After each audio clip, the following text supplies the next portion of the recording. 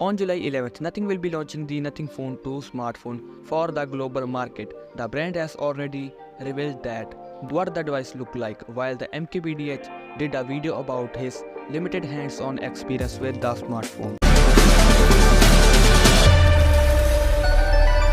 2. In a recent leaked thread poster on Twitter, the leaker revealed screenshots of the Nothing OS 2.0, while also leaking some key specifications of the device. According to Camila, the Nothing Phone 2 will feature an upgraded primary 50 megapixels camera, featuring the Sony IMX890 sensor. The camera will use optical image stabilization and in-sensor zoom. It is worth noting that this is the same sensor used in the OnePlus 11, and a major upgrade over the IMX766 sensor in the phone. 1. The ultra-wide sensor will be unchanged, meaning the same Samsung JN1 with ICE, and the front camera will have a 32 megapixel Sony IMX615 sensor with ICE. Along with the upgraded sensor, image processing will also be new, so we can expect some improvements from these sensors.